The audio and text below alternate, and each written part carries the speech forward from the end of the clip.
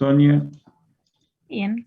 Bueno, avísenme cualquier cosa si se ve mal o algo, me avisan. Igual ahora voy a cambiar de presentación, así que voy a estar ahí jugando un poco con eso. Bueno, un poco la idea de esta charla es contarles un poco acerca de lo que se está evaluando, se está haciendo, se está planteando, por así decirlo, en lo que es reabastecimiento de combustible en la Luna o utilización de recursos de la Luna para la exploración espacial.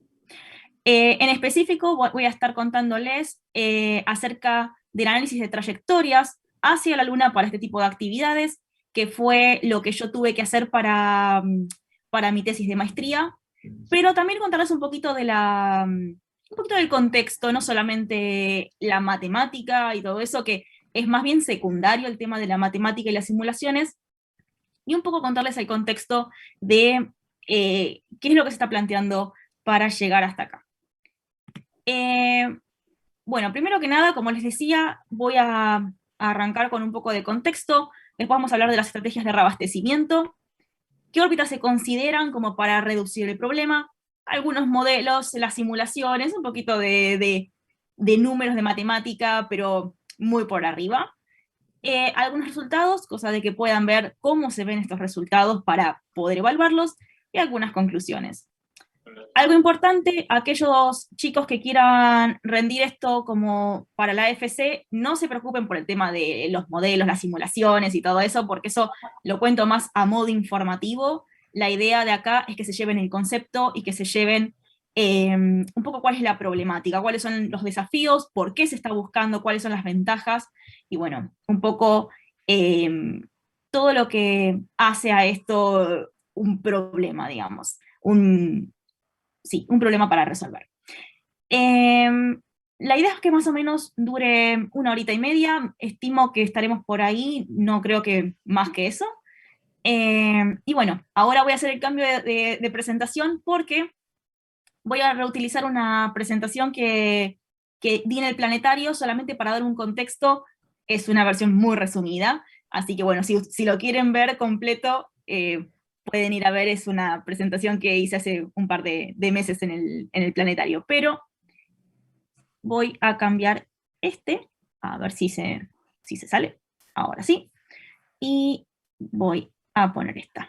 Bien, se vio el cambio, está todo ok. Ahora se debería ver que es la exploración espacial. Sí, se ve bien.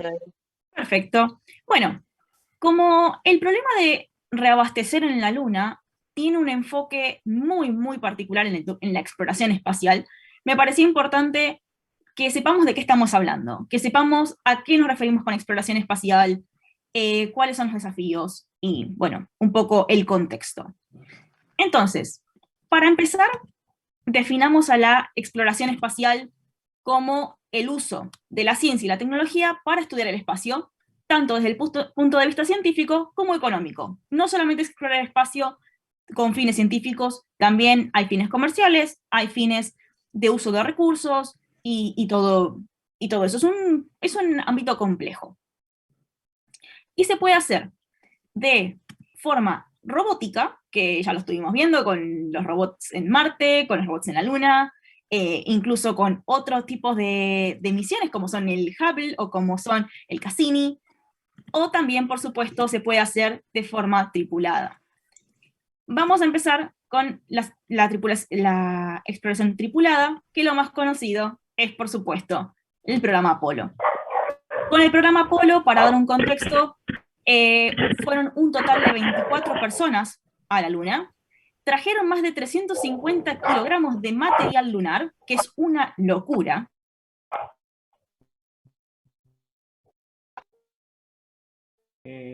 Disculpa, Sonia. ¿Me escuchás? Estamos todos muteados, ¿eh?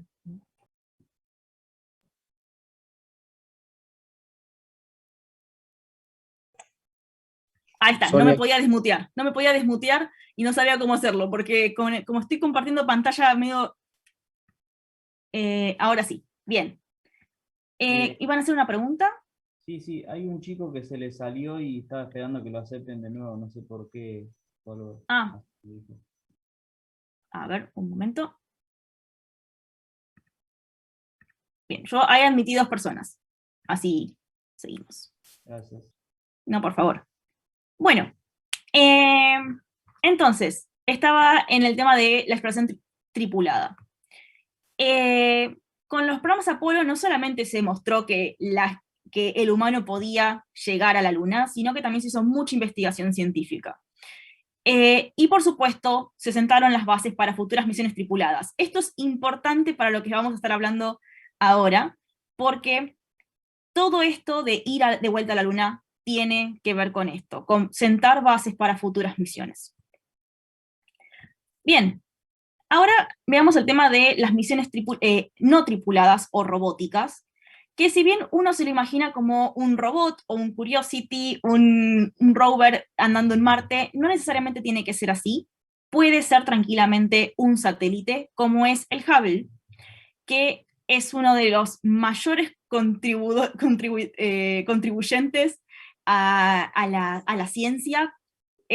Mejoró la estimación de la edad del universo, dio información sobre lo que son los agujeros negros, nos aportó las imágenes más profundas, entre comillas, del universo, es decir, las más antiguas que pudimos sacar hasta el momento.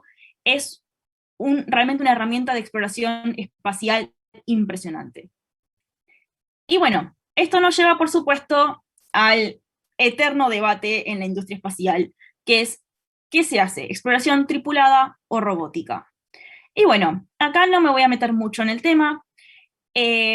Por supuesto, la exploración tripulada tiene sus ventajas, como es el uso de técnicas complejas que son difíciles de automatizar, la toma de decisiones, el espíritu explorador propio del ser humano, que no necesariamente tiene una finalidad, sino que simplemente busca enfrentar lo desconocido.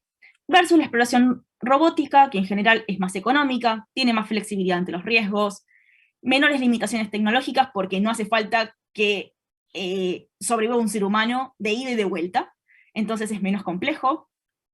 Y por supuesto, hay avances en inteligencia artificial que pueden hacer que sea más fácil automatizar y obtengamos datos de igual calidad que aquellos recolectados por personas.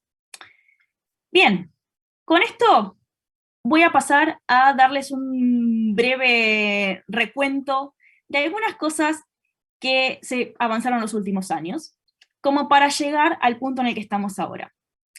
Por ejemplo, el tema de fabricación en órbita, los vehículos reutilizables, que más de uno lo habrá visto con SpaceX, las misiones robóticas cada vez son más y más complejas, y por último, llegamos al punto que yo quería llegar, que es el uso de nuevos descubrimientos en cuanto a recursos en otros lugares, como es la Luna. A ver, estas imágenes que aparecen ahora son 2 imágenes que quizás, si nadie te las explica, no significan nada, pero son imágenes obtenidas por una sonda india, se llama Chandrayaan, con un instrumento que es de la NASA, que es el M-Cube, es el M3, y lo que muestra es el polo sur de la Luna y el polo norte de la Luna, y esos puntitos celestes es agua. En realidad, mejor dicho, es hielo, no es agua, pero bueno, es hielo de agua. Ahora vamos a hablar de esto, en las ciencias planetarias se suele aclarar qué tipo de hielo es para no confundirlo con hielo seco, que es de dióxido de carbono. Entonces, con el descubrimiento de agua en la Luna, se abren nuevas posibilidades de exploración tripulada. ¿Por qué? Porque surgen preguntas como si podríamos usar el agua para abastecer bases permanentes, o si podríamos usar el agua para... un segundo que se me trabó esto. Ah, está. Si podríamos usarla para generar combustible, y son preguntas que antes no tenían relevancia, que antes no las teníamos porque no sabíamos que existía agua en la Luna. Así que bueno, acá arrancamos con el tema de cómo vamos a usar todos estos recursos, cómo los podríamos llegar a usar. Entonces, en cuanto a los viajes, una de las cosas más importantes que tenemos es que cuanto más tiempo se tarde, más exposición a la radiación tenemos, más cantidades de recursos se usan, más probabilidades de falla, más limitaciones con los motores. Entonces, la forma más fácil de simplificar los viajes es hacerlos más cortos. Y una de las opciones que tenemos es reabastecer combustible en órbita, porque bueno, no lo puse acá, pero lo di por sentado que esto, es reabastecer combustible en órbita. ¿Qué pasa? Esto es una tecnología que se sabe que es físicamente posible, pero apenas se empieza a demostrar. Recién hubo algunas demostraciones tecnológicas de algunas naves chinas, pero nunca se demostró a gran escala. Entonces, nuestra gran incógnita y desafío con todo esto es alcanzar las velocidades de reabastecimiento suficientes para que sea viable o rentable para misiones tripuladas. Porque si nosotros queremos disminuir el tiempo de vuelo, no podemos gastar tiempo en reabastecer. Esto tiene que ser eficiente, tiene que ser rápido. Y este es uno de nuestros mayores desafíos. Pero NASA y SpaceX ya están trabajando para demostrar esta tecnología para uso en misiones tripuladas. Bien, acá paso a un tema que no me voy a meter demasiado, que es la sustentabilidad, pero lo quería charlar porque con eso vamos al tema de cómo se podrían usar los recursos en la Luna, y bueno, darle de vuelta un poco más de contexto a todo esto. Entonces, vamos rápidamente a definir la sustentabilidad. En una misión de exploración espacial, es la capacidad de poder mantener la misión por sus propios medios. Es decir, que no haga falta estar poniéndole más y más y más recursos, sino que la misión por su propia cuenta se mantenga. Esto no solamente es físicamente, sino también económicamente, como decía. Recursos no es solamente agua y oxígeno, sino también dinero. Entonces, bueno, hay muchos avances para hacer las misiones más sustentables. Bien, y no solamente es generar sus propios recursos, sino usar los que tiene de la forma más eficiente posible, como por ejemplo, un segundo que llego hasta, por ejemplo, usar lanzadores comerciales en vez de desarrollar uno propio, que es lo que está haciendo la NASA. La NASA no usa lanzadores comerciales porque no pueda desarrollar uno propio, sino porque es conveniente. Es conveniente usar los que ya existen. O comunicarse con un satélite a través de constelaciones ya existentes y no tener que crear una constelación completamente nueva para poder realizar la comunicación. Entonces, ¿qué recursos necesitamos? ¿Qué recursos necesitamos para sobrevivir? Eso es una pregunta que necesitamos hacernos para las misiones tripuladas. Siempre que se plantea una misión a largo plazo, la preocupación son los recursos necesarios para sobrevivir. La cantidad de consumibles es lo que va a determinar la duración de la misión, y viceversa. La duración de la misión es lo que va a determinar qué cantidad de consumibles necesitamos llevar, como son agua, alimentos, medicamentos, un montón de elementos que, bueno, lo que uno compraría acá en un supermercado, allá no lo pueden comprar. Entonces necesitamos saber qué cantidad necesitamos de antemano. Entonces, si se piensa a misiones de largo plazo en la Luna, o de forma interplanetaria a Marte, o Venus, o donde sea que a uno se le ocurra viajar, la preocupación ya es más una cuestión de viabilidad que de economizar una misión. No es simplemente volverla más económica, sino realmente volverla viable. Y probablemente, esto es algo de lo que ahora voy a hablar brevemente, si no podemos aprovechar recursos in situ, es decir, recursos en el propio lugar de exploración, probablemente no se puedan hacer misiones más allá de la Luna, porque no sería viable sostener una misión completa desde la Tierra en Marte, por ejemplo. Entonces, ¿qué recursos tenemos en la Luna? Tenemos metales varios, lo mismo que encontramos en la Tierra: aluminio, hierro, titanio. Tenemos sílice, que se puede usar para fabricar vidrio, o si lo procesamos, dispositivos electrónicos. Agua, importante. Y regolito lunar, que parece que no, pero sirve. Entonces, no me voy a poner a hablar en detalle de qué podemos hacer con estos materiales, sino que me voy a enfocar en el agua, porque es lo que nos interesa a nosotros para esta charla. Entonces, hablemos de la extracción del agua, porque por supuesto este agua no sabemos muy bien en qué forma está. A ver, todavía nos queda mucho camino para esto. no sabemos cuánta agua hay en la Luna, no sabemos en qué forma está exactamente, ni siquiera sabemos cómo extraerla. Es decir, sabemos que está, pero no sabemos si está en forma de hielo puro, si está mezclada con rocas, si está metido adentro de las rocas. No sabemos cómo está. Necesitamos una misión que lo vaya a verificar. Y por eso hay varias misiones planificadas para estudiarlo. Si los resultados son favorables, puede llegar a llevarnos a hacer estudios para extraer pequeñas cantidades, y bueno, veremos qué es lo que pasa. Ahora, hablemos de lo que es combustible en la Luna. Esto es algo que quiero que presten atención, porque ahora ya pasamos a la otra presentación, y lo vamos a estar hablando de una forma más matemática, pero quiero que siempre tengan en cuenta la parte de viabilidad tecnológica. Supongamos que podemos extraer el agua de la Luna. Bien, partamos de esa suposición. ¿Qué más se podría hacer más allá de usar el agua? Usar el agua como recurso para aportarle a nuestros astronautas que estén en una base. Por un proceso que se llama electrólisis, que más de uno lo habrá visto en química o lo conocerá porque es bastante conocido, el agua se separa en hidrógeno y oxígeno. Si lo mezclamos en su estado líquido, el hidrógeno y el oxígeno funcionan como combustible. Es ampliamente utilizado en cohetes, por ejemplo, el transbordador espacial lo usó, el Atlas V, si no me equivoco, también lo usa, o el Delta IV, nunca me acuerdo cuál de los dos es, lo usan como combustible, y bueno, es uno de los más eficientes que existe, pero ¿cuál es el problema?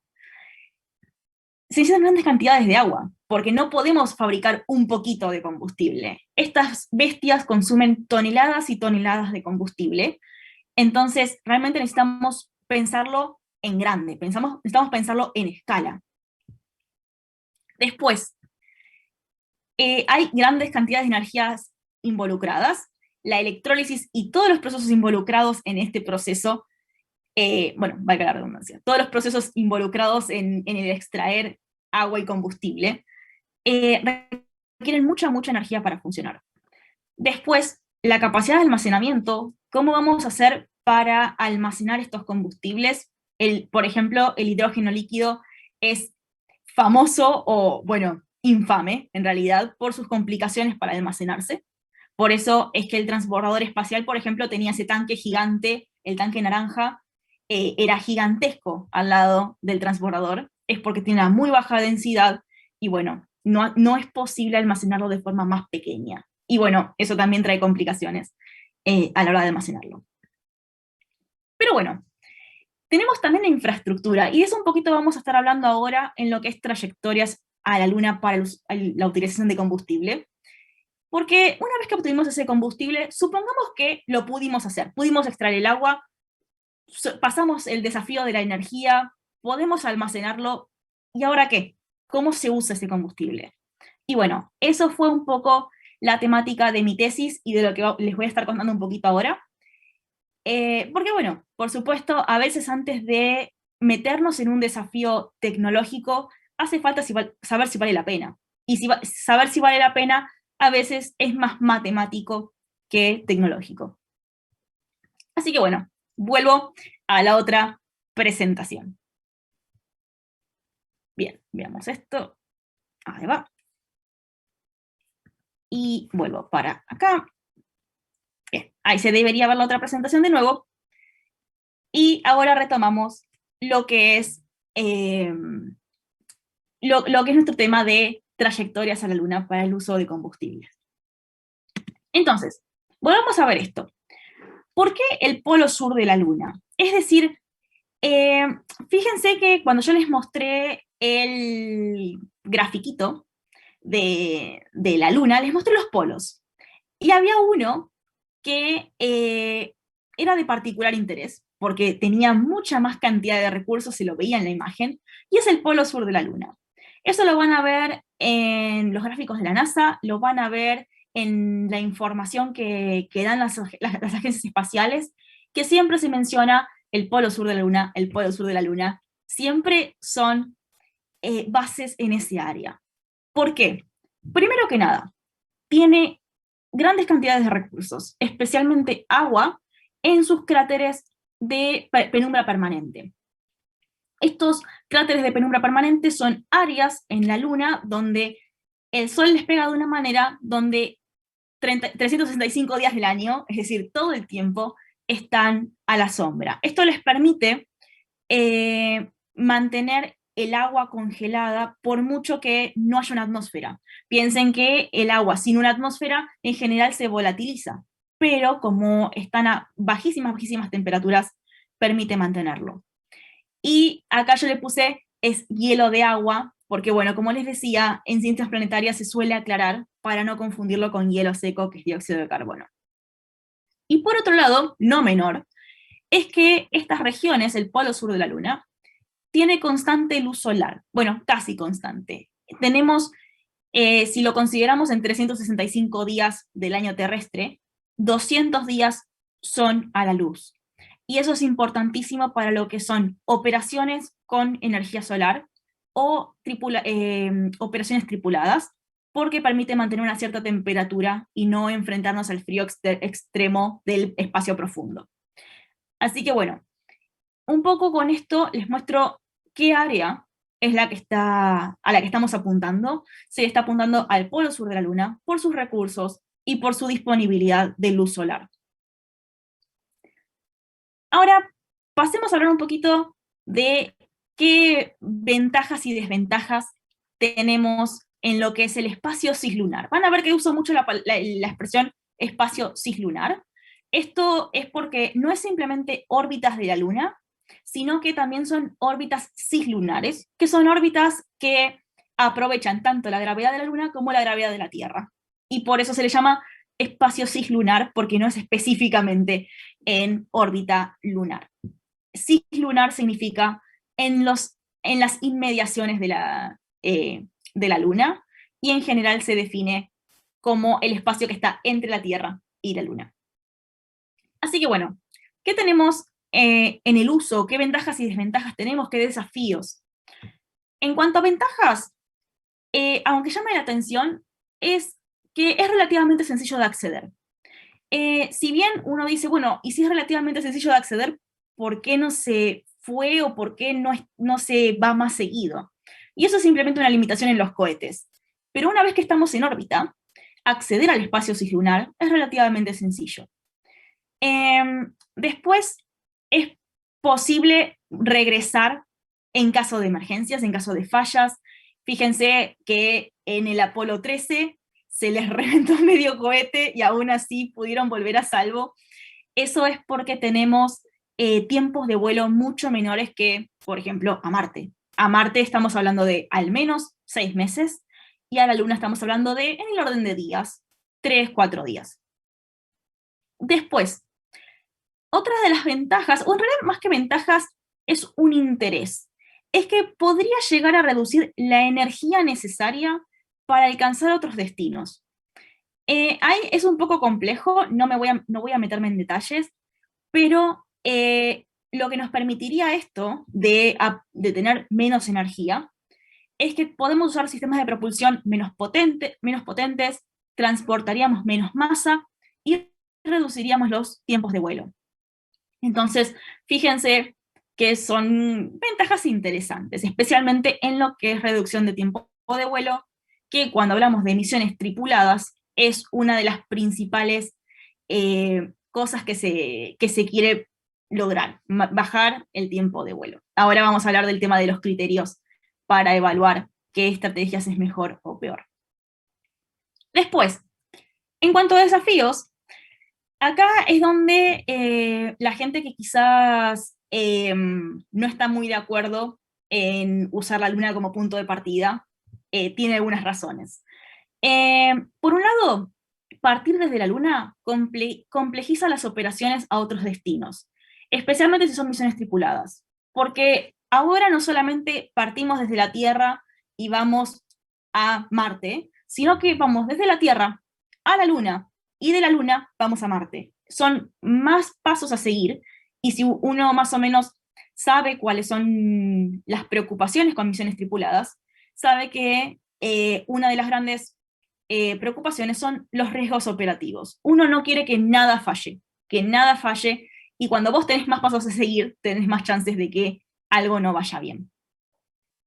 Después, por otro lado, tenemos desafíos técnicos, puramente técnicos, como son las comunicaciones, porque si bien hay algunas órbitas en específico que sí podemos comunicarnos, hay muchas órbitas donde las comunicaciones son un desafío.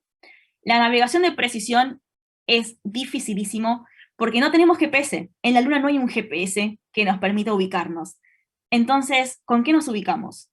La navegación de precisión necesita el nivel de precisión del GPS. No podemos simplemente guiarnos por posiciones de las estrellas o por posiciones del Sol, de la Tierra. Es como que necesitamos realmente pensar qué infraestructura necesitamos para poder lograr el nivel de precisión en la navegación requerido para hacer todo esto, que es básicamente llegar con una nave y recargar combustible. Ahora vamos a hablar de eso.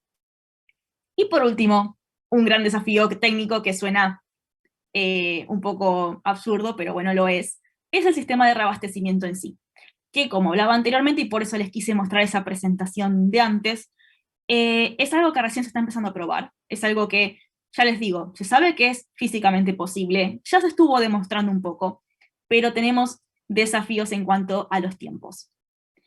Y bueno, con esto ya paso a lo que son estrategias de reabastecimiento para que empecemos a visualizar el problema. Bueno, acá llegamos al punto donde realmente empezamos a hablar del tema de las trayectorias a la Luna.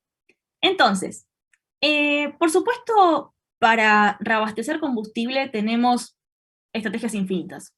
Si acá vamos a ver 3 estrategias, pero tranquilamente alguien podría decir, ¿y por qué no consideraron esta? Bueno, sí se podría considerar, hay infinitas formas de llegar a la Luna y recargar combustible y salir a otro destino.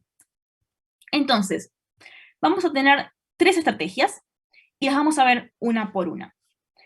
La primera estrategia va a ser con el combustible proveniente de la Luna, es decir, combustible que se extrajo de la Luna, se extrajo el agua, se hizo electrólisis, se almacenó el hidrógeno y el oxígeno por separado, y ese mismo combustible se va a subir a alguna órbita lunar y se va a recargar en órbita. Entonces, la primera estrategia es conveniente proveniente de la Luna más un depósito en órbita. Básicamente, a este depósito lo podemos comparar con una estación de servicio. Es un depósito que va a estar permanentemente en órbita, donde los cohetes que salgan de la Luna para llevar el combustible lo dejan ahí, y el usuario que quiera recargar combustible desde la Tierra se va a tener que acoplar con ese depósito en órbita antes de seguir camino. Después, acá podemos ver el paso a paso, ¿no? Tenemos, en una primera instancia, tenemos el depósito, acá en la imagen le llamamos depot, porque bueno, es la palabra en inglés, depósito en la Luna, un vehículo de reabastecimiento va y rellena de combustible ese depósito, y un usuario desde la Tierra viene y se acopla al depósito. Después, otra forma de recargar combustible es que el usuario de la Tierra venga a una órbita, cualquiera sea, que probablemente sea una órbita que, nada, digan, bueno, esta es más conveniente para esta misión, vamos a esa órbita, y un vehículo de recarga desde la Luna vaya y se acople, es decir, descartamos el depósito en esta segunda estrategia. Y bueno, así vamos y venimos. Y la tercera estrategia no considera que sacamos el combustible de la Luna, sino que lo trae directamente desde la Tierra. Supongamos que consideramos que es imposible fabricar, o imposible o ineficiente, fabricar el combustible en la Luna. Bueno, ¿qué pasa si lo queremos traer desde la Tierra? ¿Funciona? ¿No funciona? ¿Qué es lo que pasa? Bien, estas son nuestras 3 estrategias. Y una vez que estamos acá, es de interés, por el tipo de misiones que se están planteando de forma internacional, ir desde la Luna a Marte. Y acá lo que vamos a hacer es la siguiente estrategia. Vamos a hacer una maniobra alrededor de la Luna, vamos a usar a la Tierra a nuestro favor, y de ahí vamos a ir a Marte. Esto es la forma más eficiente en general de ir desde la Luna a Marte, y no es salir directamente desde la Luna a Marte sin usar la Tierra, porque desperdiciamos un montón de combustible que podríamos ahorrarnos haciendo una asistencia gravitatoria alrededor de la Tierra.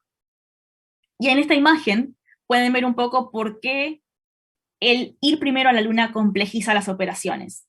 Porque no solamente está yendo muy, muy lejos, sino que además le tenés que acertar a la asistencia gravitatoria alrededor de la Tierra, si no querés terminar en cualquier lado o estrellado en el planeta. Entonces, es un riesgo.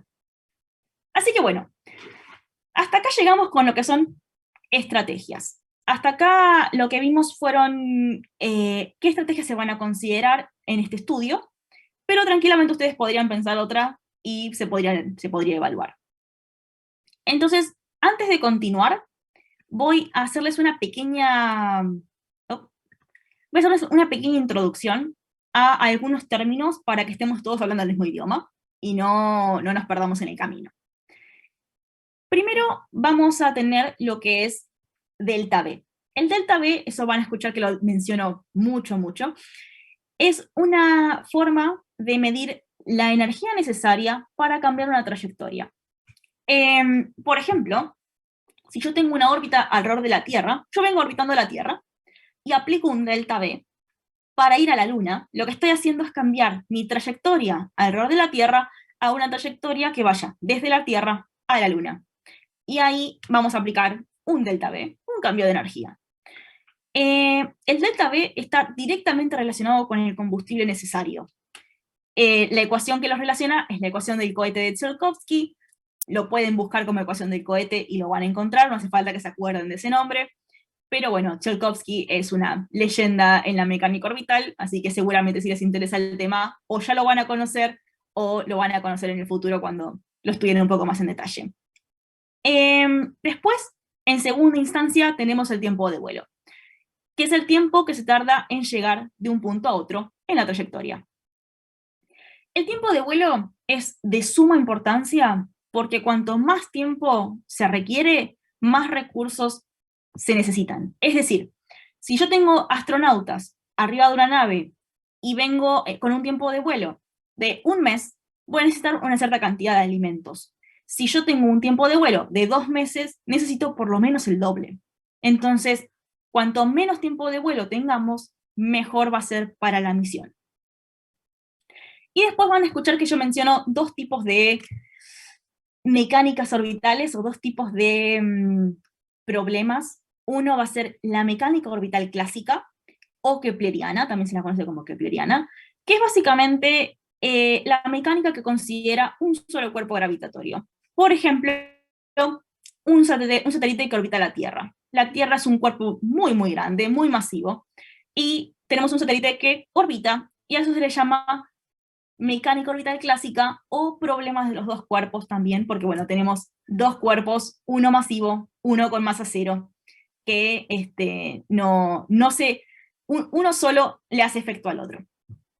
Y después tenemos el problema de los 3 cuerpos, que es lo que vamos a considerar para llegar a la Luna, porque vamos a tener 2 cuerpos gravitatorios. Por un lado, la Tierra, y por otro lado, la Luna. Este tipo de movimientos, este tipo de dinámica, no tiene solución analítica, es decir, uno no puede despejar simplemente usar algún método de resolución de ecuaciones diferenciales y resolver la trayectoria, sino que sí o sí hay que aplicar simplificaciones para poder resolverlos, aunque sea numéricamente. Es decir, aún con simplificaciones no se puede resolver de forma analítica, y sí o sí se llegan a soluciones numéricas. Todo esto que les cuento es para que se hagan una idea de la complejidad del problema.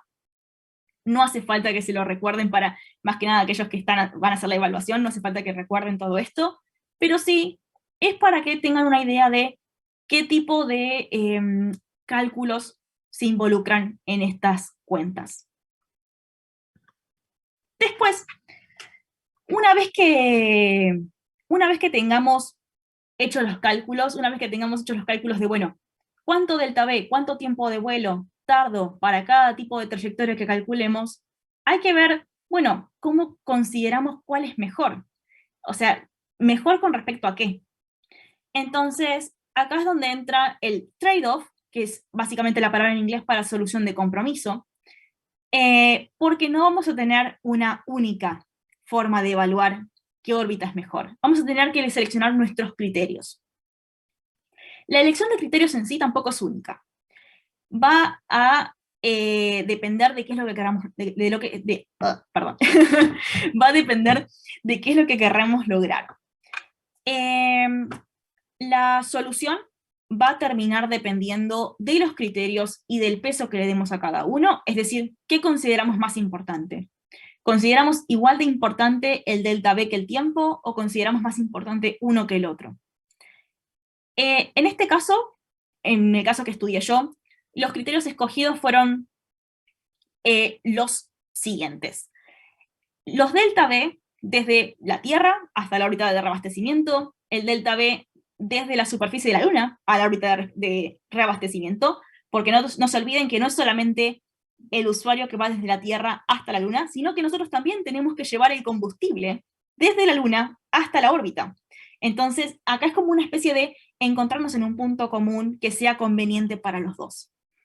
Después, delta B a Marte, porque bueno, estamos suponiendo que queremos ir a una trayectoria interplanetaria, y un delta B de mantenimiento. Este delta B involucra un tema más de inestabilidad de las órbitas y es un poco más complejo, pero llamémoslo delta B de mantenimiento. Este delta B lo que nos va a dar es combustible. ¿Cuánto combustible vamos a estar consumiendo? Entonces, si nosotros tenemos que fabricar 100 toneladas de combustible, ¿cuánto de eso podemos llegar a usar realmente en una misión y no lo vamos a estar gastando simplemente en llegar a la órbita? Después, por otro lado, tenemos los tiempos de vuelo. El tiempo de vuelo desde la Tierra hasta la órbita de abastecimiento, de reabastecimiento, y el tiempo operacional. Este tiempo operacional es el tiempo que tardamos en recargar combustible. Es el tiempo que vamos a estar simplemente esperando a que nuestra nave se cargue de combustible. Es el tiempo que estamos con el auto en la estación de servicio, básicamente. Que si bien nosotros esperamos, no sé, 10 minutos, 15 minutos como mucho, en estos casos estamos hablando de quizás de algunos días. Así que bueno, son tiempos considerables. Y tiempo es recursos, como lo decía antes. Y bueno, algo que no mencioné antes, pero sí, los criterios elegidos van a cambiar según la estrategia, porque cada estrategia tiene diferentes parámetros involucrados. Por ejemplo, la estrategia 3, que no tiene ningún combustible proveniente de la Luna, no va a necesitar saber el delta B desde la superficie hasta la órbita de reabastecimiento, porque no vamos a tener ningún tipo de combustible viajando de ese punto a la órbita. Y bueno, esto un poco para el que le interese, no me voy a meter en detalle. ¿Cómo se hicieron los trade-off? Esto ya de vuelta, insisto, es para el que le interese más que nada. Se usó una técnica que se llama AHP, o Analytical, nunca me sale esa palabra, Hierarchy Process, que básicamente asigna pesos para cada criterio según la importancia relativa que le demos nosotros. Se usó el input de varias personas para evitar sesgos, y bueno, igualmente termina siendo altamente subjetivo. Entonces, se realizó un análisis de sensibilidad, y el resultado final fue obtenido por Topsys. No me voy a meter en cómo funcionan estos métodos, pero por si a alguien le interesa buscarlos para tener una idea de cómo se hace un análisis de trade-off. Bien, ¿qué órbitas se consideraron? Porque esto fue todo un tema de debate cuando estuve haciendo esta investigación. ¿Qué órbitas considerar? Porque la realidad es que órbitas hay infinitas. Alrededor de la Tierra, alrededor de la Luna, podemos seleccionar las órbitas que querramos. Entonces, lo que se eligió fue, bueno, vamos a usar órbitas lunares bajas, que fueron del tipo que usó Apolo, el el Apolo, no se olviden que hubo una parte que quedó en órbita y una parte que bajó. Por eso, de los 3 astronautas, solamente 2 tocaron la Luna, o sea, esto es Apolo 11. Y el resto de los Apolos fueron iguales, pero bueno, cada uno con sus operaciones. Sí, el punto es que siempre quedaba uno en órbita, y bueno, esas órbitas eran bajas, hasta 200 kilómetros de altitud, más o menos. Estas órbitas se pueden considerar keplerianas, porque están muy cerquita de la Luna, no reciben influencia de la Tierra. Y después tenemos un grupo de órbitas que es bastante particular, que se llaman órbitas cislunares, porque como lo decía antes, usan tanto la influencia de la Luna como la influencia de la Tierra. Y acá tenemos 2 grandes grupos de órbitas, que una son las órbitas distantes retrógradas, que es, por ejemplo, a ver si puedo...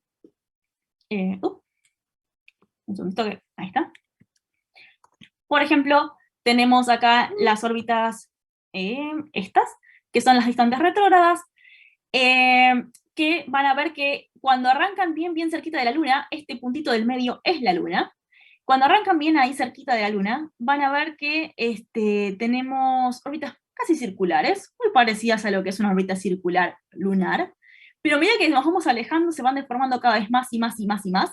Eso es porque cada vez están más bajo la influencia de la Tierra. Y después tenemos lo que llamamos órbitas halo. Las órbitas halo son familias de órbitas que no orbitan la Luna, aunque parezca que sí, sino que orbitan lo que llamamos puntos de liberación. Los puntos de liberación son lugares donde la gravedad de la Luna y de la Tierra se balancea.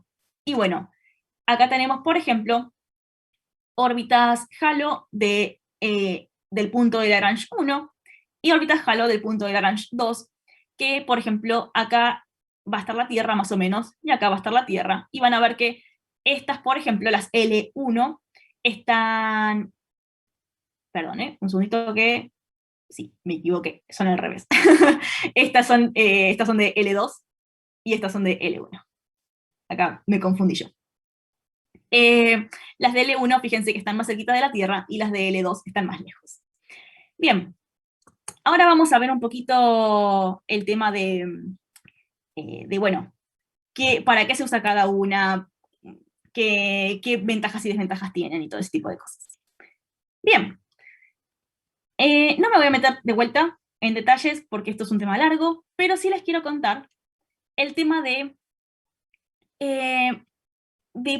que las órbitas que selecciona la NASA para su orbitador, el orbitador lunar Gateway, es una de estas órbitas. Es una que se llama órbitas halo casi rectilíneas, que si volvemos a la diapositiva anterior, a ver, volvemos para la anterior, son estas que se ven acá.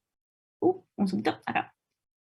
Estas que vemos acá son las NRHO, órbitas halo casi rectilíneas, y se llaman de esa manera porque fíjense que son prácticamente, están a 90 grados prácticamente de lo que es la órbita de la Luna y la Tierra. Esto es interesante porque después van a ver los resultados que aparecen este tipo de órbitas, y bueno, confirman un poquito lo que dice la NASA.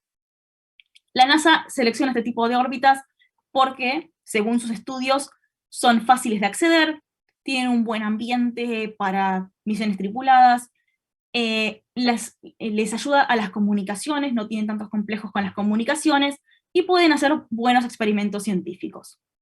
Así que bueno, fíjense que no es que no seleccione este grupo de órbitas porque sí, sino porque la NASA también los está considerando. Si no, esto era un problema infinito, ¿no? La cantidad de órbitas que teníamos que estudiar eran literalmente infinitas. Así que bueno, estos son los 3 grupos de órbitas que se estudiaron. Bueno, un poquito les comento sobre el lado más matemático. Todo esto fue todo simulado en MATLAB. Siempre se consideran maniobras impulsivas, lo que significa que tenemos motores de alta potencia, no tenemos motores eléctricos, no tenemos velas solares, no tenemos nada que no sea de alto impulso. O sea, son todos motores clásicos. Vamos a usar 3 modelos principales. Vamos a tener el momento en el que la Tierra es el principal cuerpo gravitatorio, el momento en el que la Luna es el principal cuerpo gravitatorio, y cualquier cosa en el medio considerada con un problema de los 3 cuerpos. Y bueno, después para la inserción en Marte también vamos a usar un problema de los dos cuerpos, considerando que Marte es el único cuerpo gravitatorio que tenemos. Bueno, esto lo voy a pasar más o menos rápido, les cuento algunas cositas de interés.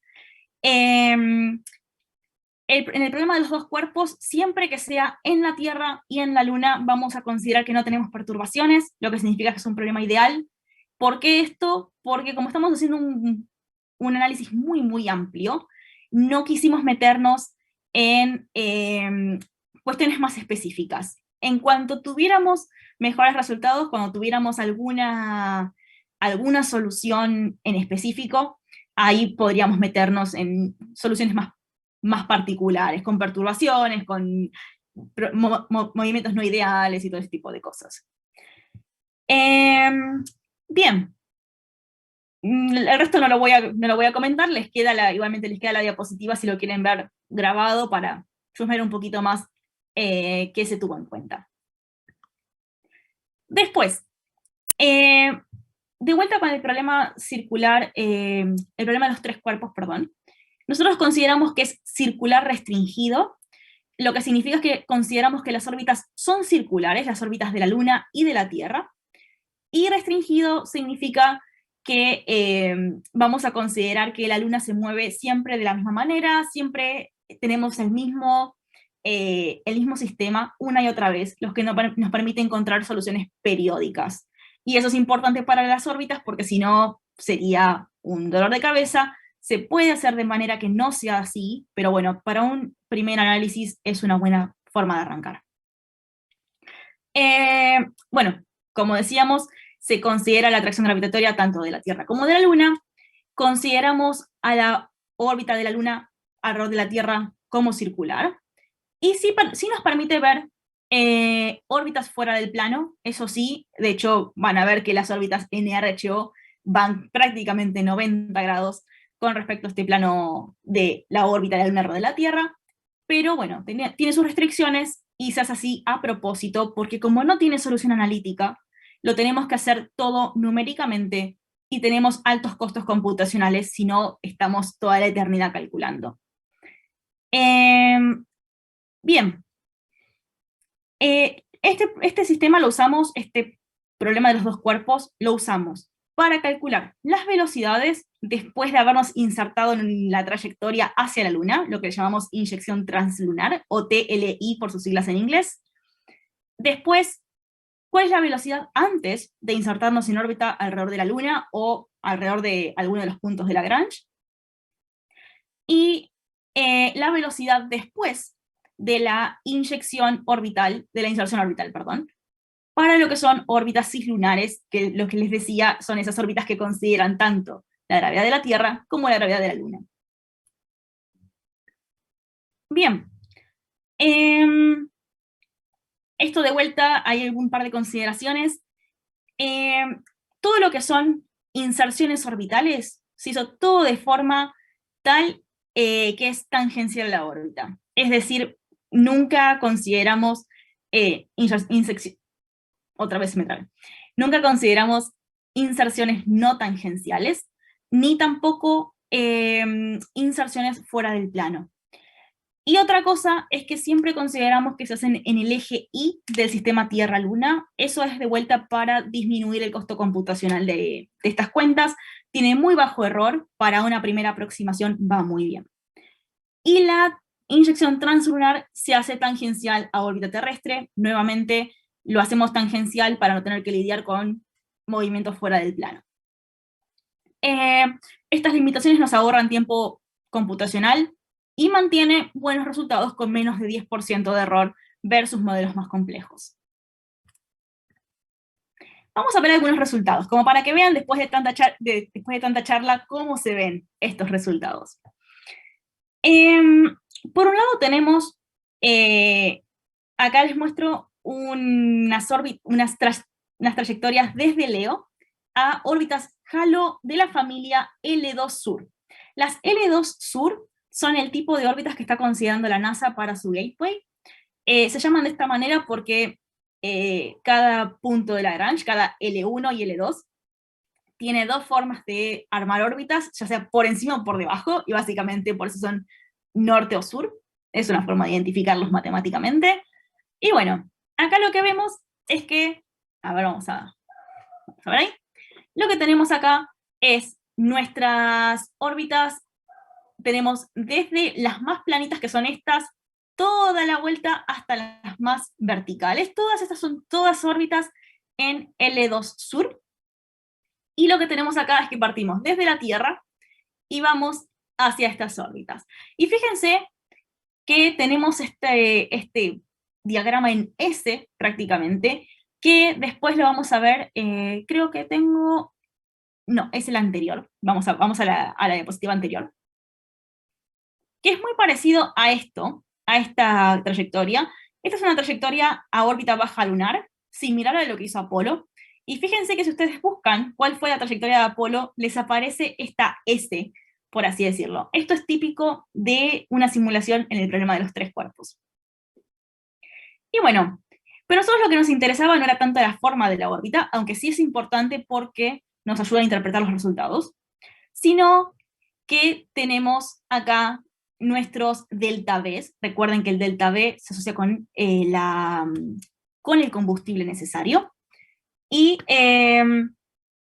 entonces acá tenemos nuestros delta V. Fíjense que para las primeras órbitas, las órbitas más chiquititas, esto viene de órbitas más chiquitas a órbitas más grandes. Las más chiquitas tenemos altos delta V, baja, si bien no se ven los números, pueden ver la forma, baja hasta un cierto punto y después vuelve a subir. Esto va a ser importante después para el estudio de los resultados. Y después tenemos tiempos de vuelo. También lo mismo, empezamos arriba y bajamos hasta llegar a, esto es una NRHO, como les decía antes, es la que estaba considerando la NASA, así que fíjense que los tiempos de vuelo son muy bajos, comparados con una órbita lunar baja, como la de Apolo.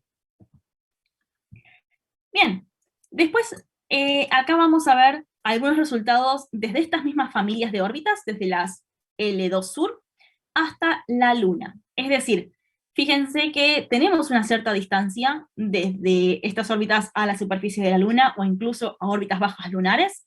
Y bueno, acá les muestro algunas trayectorias, y esto también, de esto también extrajimos los delta V, el combustible necesario para llegar desde estas órbitas a la Luna. Todo esto, recuerden que es porque, si bien el usuario viene desde la Tierra hasta la Luna, también hay un cohete que tiene que ir desde la Luna hasta esta órbita. Entonces, por eso nos interesaba saber ese delta V. No porque el usuario vaya a terminar en la Luna, sino porque tenemos que llevar el combustible de alguna manera. Y bien, acá tenemos el delta V, y después también tenemos... Ah, no lo puse. Bueno, pensé que tenía el tiempo, no importa. El anterior era el delta V necesario.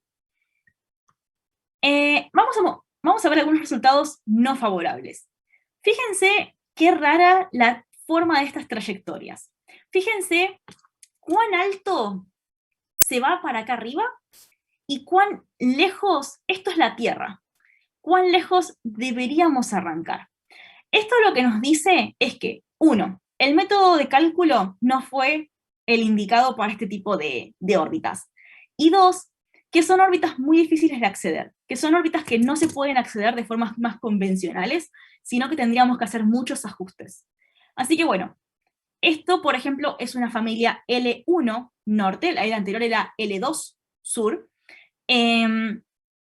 y por eso las L1, que son más cercanas a la Tierra, están más cerquita de la Tierra, no se suelen usar. Si bien están más cerca de la Tierra, son más difíciles de acceder. Las que están más lejos se acceden más fácil. Esto podemos hablar todo el día acerca del problema de los tres cuerpos, pero no es mi intención en este momento, porque es más bien hablar de las cuestiones más generales. Y acá nuevamente obtenemos nuestros delta V, que después los vamos a poner todo combinado en nuestro estudio de solución de compromiso. Y también tenemos, eso es lo que estaba mencionando antes, que no son convenientes para el acceso al espacio cislunar. Comparado con las L2 sur tenemos 2 veces el delta V, es decir, 2 veces más combustible se gastaría.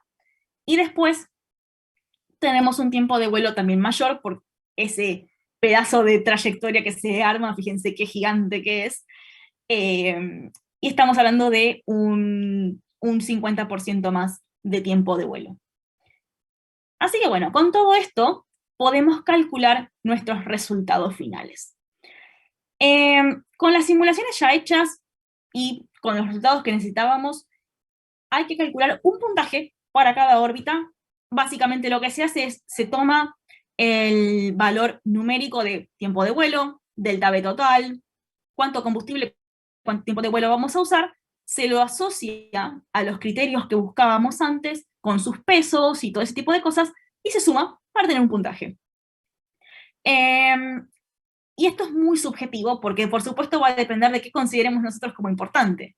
Entonces lo que se hace es un análisis de sensibilidad. ¿Qué pasaría si yo considerara que esto es un poquito más importante que aquello, y no mantenerme solamente con el resultado que obtuvimos en un primer momento, con nuestros sesgos que tenemos, porque bueno, no sería muy científico. Lo que hace es variar los pesos, los criterios, en un más menos 50%, básicamente es una reasignación de puntajes, y cuenta cuántas veces esa opción quedó entre las 10 primeras mejores. Y bueno, nos permite dar una idea a ver si nuestros resultados originales se condicen con lo que tendríamos si tuviéramos otros criterios. Ahora lo van a ver en unas imágenes que se va a ver más claro. Y antes de pasar a los resultados finales, hablemos del tema de si hay una única órbita óptima. Es muy importante reconocer que no va a haber un único ganador. En cada análisis va a haber varias órbitas que van a dar muy buenos resultados. Como esto no es un análisis exacto, por mucho que haya una con el mejor puntaje, no significa que vaya a ser la mejor en todos los casos. Y cada estrategia va a tener un set de órbitas que tenga mejor performance. Además, por supuesto, tenemos que tener en cuenta que acá consideramos misiones a Marte, cosa que podría no ser así. Podríamos estar yendo a Venus, Júpiter o donde sea, y no necesariamente las órbitas van a ser las mismas. Pero sí podemos destacar algunos resultados, y acá a continuación les muestro algunos. La estrategia 1 era la estrategia con el depósito de combustible. Era la estrategia donde básicamente hacíamos una recarga de la estación de servicio y nosotros íbamos y nos conectábamos al surtidor. Básicamente esa era la estrategia número 1.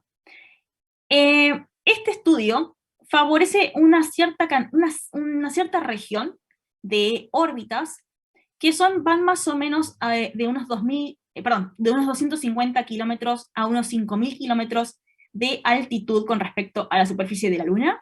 Acá lo podemos ver. Estas son las órbitas favorecidas, y podemos ver, que eso es un poco lo que yo les quería mostrar con el análisis de sensibilidad, que estos fueron nuestros resultados originales. Si vos vas a los resultados de la estrategia, vas a ver que se favorecen las mismas, siempre las mismas aparecen como ganadoras. Eso lo que nos puede decir es que es un análisis poco sensible, o que, bueno, que tiene criterio científico. Después podemos pasar a la estrategia 2, que la estrategia 2 era la Luna con un vehículo reutilizable. Es decir, sacamos el combustible de la Luna, lo cargamos a un vehículo reutilizable, a un Starship, por ejemplo, vamos, recargamos al usuario que vino desde la Tierra, volvemos a cargar, volvemos a subir, volvemos a bajar, y así múltiples veces, como por ejemplo, como decía, va a ser Starship de SpaceX, que va a ser, se estima, unas 6, 7 recargas antes de poder partir. No me acuerdo si a la Luna o a Marte. Pero bueno, acá lo que podemos ver es que tanto para misiones a la Luna como a Marte, se favorecen lo que llamamos órbitas pequeñas, es decir, son órbitas que van desde órbitas lunares bajas hasta órbitas, le llamamos distantes retrógradas, pero prácticamente a esa altitud son todas muy parecidas a órbitas bajas lunares, hasta unos 1500 kilómetros de altitud. Y acá podemos ver que son como ese piquito, por así decirlo, arriba, y en el análisis de sensibilidad se favorecen las mismas órbitas. Y por último, este es el resultado más interesante de todos. La estrategia 3 es uno que da resultados bastante menos concluyentes. Este es uno que es el que decíamos que, bueno, no consideramos el combustible de la Luna, sino que decimos, bueno, vamos con el combustible desde la Tierra a la Luna, porque por algún motivo fuese más conveniente. Rellenamos nuestros... bueno, acá pusimos depósitos, pero tranquilamente podría ser directamente el usuario. Rellenamos un depósito o al usuario en órbita, y vemos, bueno, a ver qué órbitas se favorecen. Acá de vuelta Sonia, vemos que... ¿Sí? perdón, una consulta. En realidad le desconectó a uno de mis compañeros y está en sala de espera. Ahí va. Porque tiene mal internet y... A ver, me parece que ahí ya lo acepté. Era el único que me aparecía parado. Buenísimo. Gracias. Bueno. Disculpe, avisen por chat, por favor. Bueno, continúo. Nuevamente vamos a ver que se favorecen órbitas bajas. Las órbitas bajas son muy favorecidas porque, por supuesto, son las que menos combustible nos gastan desde la Luna, pero acá también es importante ver que se favorecen también desde la Tierra. Es un resultado interesante para analizar. Y sin embargo, también tenemos otro tipo de órbitas que aparecen acá que no aparecían antes. Antes nunca hablamos de una NRHO, como va a usar la NASA. Y uno podría decir, entonces, ¿por qué la NASA está eligiendo este tipo de órbitas? ¿Es puramente tecnológico o tienen algún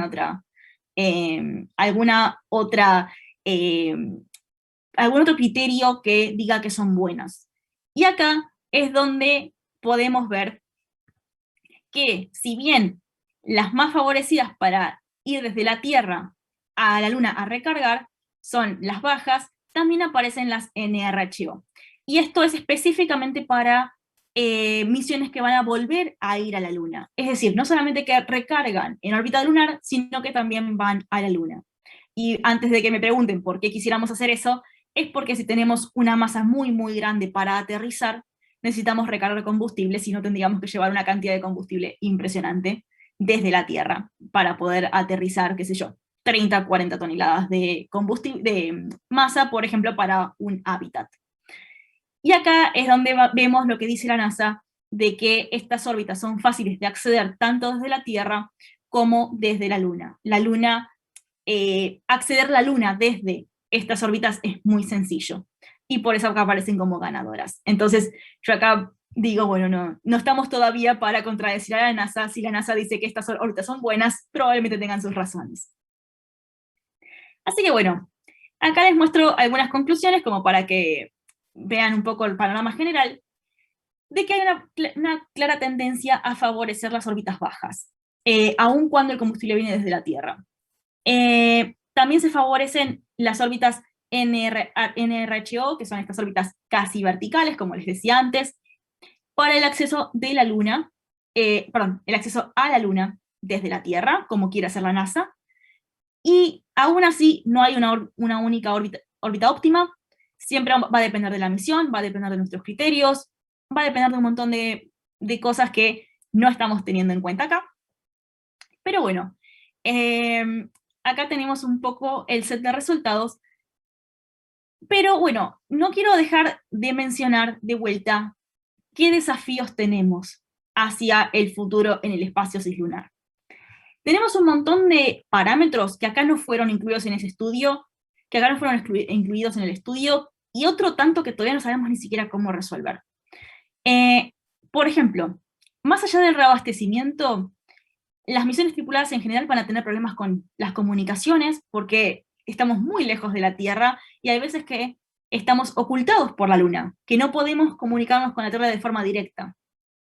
Después, lo que es determinación orbital y navegación, especialmente cuando queremos hacer maniobras de acople. Piensen que todo esto es una nave acoplándose a un depósito o una nave acoplándose con otra nave, y acá estamos hablando de operaciones milimétricas. No podemos tener errores de kilómetros en la ubicación. Necesitamos saber al milímetro en qué posición estamos, al menos hasta poder llegar a vernos entre nosotros con la otra nave. Después vamos a tener desafíos con el control térmico, tanto para la nave en sí y la tripulación que está adentro, como para evitar la ebullición del oxígeno líquido y del hidrógeno. Pero supongamos que el combustible viene desde la Tierra y no usamos hidrógeno, sino que usamos metano, metano con oxígeno. Aún así, el oxígeno lo tenemos que mantener a temperaturas criogénicas y es todo un desafío. Y después, por supuesto, la radiación, la famosa radiación que siempre nos complica la vida porque los astronautas no pueden estar blindados completamente a la radiación y bueno, lamentablemente necesitamos limitar esa exposición para prevenir cáncer y para prevenir otras enfermedades. Y bueno, esto es entre otros, porque tenemos un montón de dificultades que sobrellevar. Y con esto quiero volver a la diapositiva anterior, a la diapositiva que les mostré al principio, acerca de qué podemos hacer con el combustible en la Luna, o si podemos llegar a fabricar combustible en la Luna. Y recordarles que esto es un estudio puramente matemático, para ver, bueno, supongamos que todo esto lo podemos resolver, y vamos a usarlo. Bueno, ¿cómo calculamos trayectorias a la Luna? ¿Cómo evaluamos cuáles son más óptimas para reabastecer? Pero no nos tenemos que olvidar que antes de todo esto, antes de poder usar este estudio que les acabo de mostrar, tenemos que resolver una multitud de desafíos tecnológicos que van desde simplemente extraer el agua, simplemente generar energía, es decir, digo simplemente porque parecen cosas muy, muy básicas, pero que hechas en la Luna y a estas escalas son increíblemente difíciles.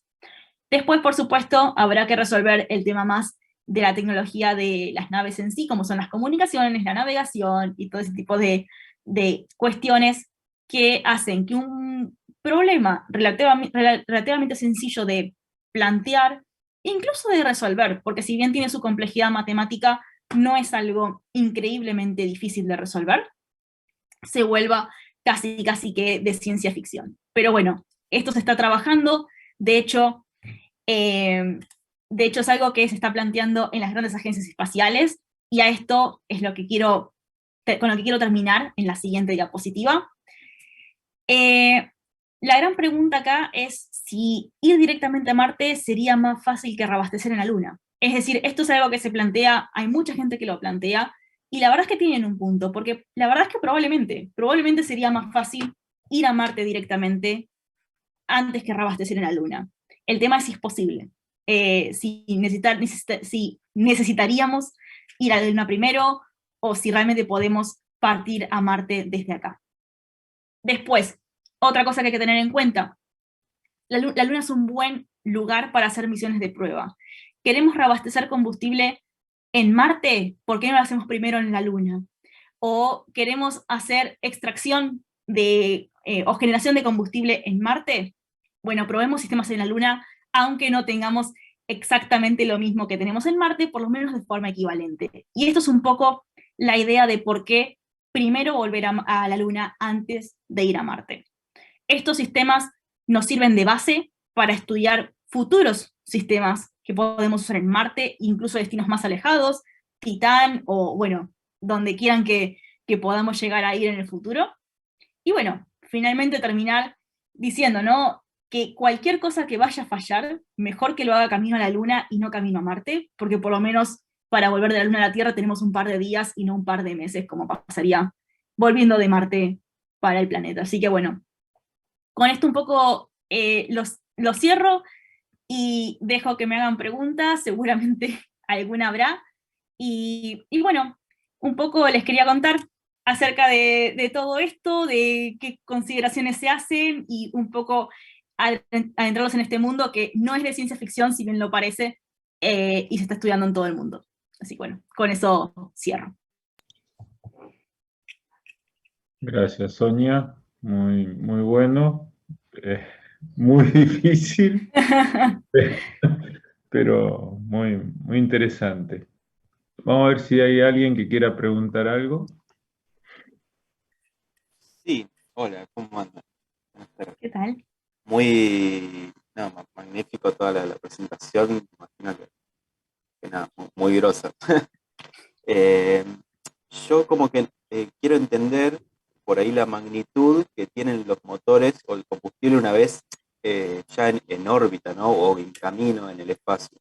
Porque uno cuando salen de acá, que se van eh, fragmentando y eso, son cantidades industriales, se ve que, o sea, es más combustible que otra cosa, más tanque de combustible que... Y después en el espacio, ¿qué magnitud tiene eso? Bueno, Antes de... no, sí. Te respondo, me parece que ya entendí la pregunta. Eso es un poco el tema de por qué se está tan interesado en el tema del reabastecimiento en órbita. El reabastecimiento en órbita permitiría hacer que los motores sean un poco más pequeños, pero a la vez nos permitiría tener motores más grandes con los que llegar más lejos a destino, porque no tendríamos que llevar el combustible con nosotros. Es decir, pensá que cuanto más grande sea el motor, más combustible va a consumir. Eso es casi que regla de tres simple. Entonces, si tenés un motor muy grande, tenés que llevar mucho combustible. Si podés reabastecer en órbita, ya sea en tierra, en la luna, como sea, vas a tener menos masa que transportar y por ende el motor que puedas usar quizás sea la misma magnitud que tengas en tierra, y eso lo que va a permitir es que en vez de llegar en 3 meses, en 6 meses a Marte, puedas llegar quizás en 3. Incluso nosotros estábamos probando 3 meses a Marte, 180 días.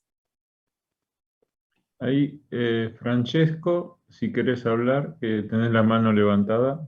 Muchísimas gracias, Marcos. Hola, Sonia, buenísima la charla. La Me verdad alegro. que mientras ibas hablando yo me anoté 3, 4 preguntas para hacerte. No sé si preferís que te las tire ahora de una o de poquito. Sí, si son cortitas, tirame todas de una y las contesto todas juntas. Dale. Primero es, ¿por qué, o sea, por qué sí o sí hay que pensar en el H2O como un posible combustible? ¿Por qué no se puede pensar en otras probabilidades como H3 o tal vez algún tipo de gas noble para generar motores iónicos? Después, en cuanto a, a llegar a la órbita lunar, ¿hay algún mecanismo para frenar o solamente esperamos que cuando llegamos ya la órbita lunar hace todo, o hay algún tipo de sistema para frenarnos? Y también a la vuelta, ¿no? Nos vamos hasta Marte, o sea, vos nos comentaste todo de, bueno, ¿cómo hacemos para ir hasta Marte? Podemos ir directo, podemos hacer un service en la Luna, pero cuando es a la vuelta, ¿cómo hacemos? ¿Volvemos a la Luna y tenemos una combi que nos lleva de vuelta? ¿O directo a la Tierra? Y tal vez tercero y último, libros o lugares como para seguir enriqueciendo, bueno, no me sale la palabra, pero seguir conociendo un poquito más de todo esto. Bueno, voy por puntos. Lo primero, ¿por qué agua y no otro recurso? Bueno, básicamente porque el agua sabemos que está en cantidad. El helio 3 y otros recursos son, primero que nada, muy difíciles de extraer. No se sabe siquiera cómo extraerlos, no se sabe cómo almacenarlos. Entonces, primero se necesitaría mucha investigación, no solamente en la Luna, sino también acá en Tierra, para saber un poquito más de cómo utilizar esos recursos. En cambio, el agua, más o menos se sabe que si la podemos extraer, sabemos cómo tratarla. Y sabemos que hay suficiente cantidad como para poder hacer combustible de cohetes. También, por otro lado, el tema del helio 3 o gases nobles para motores eléctricos.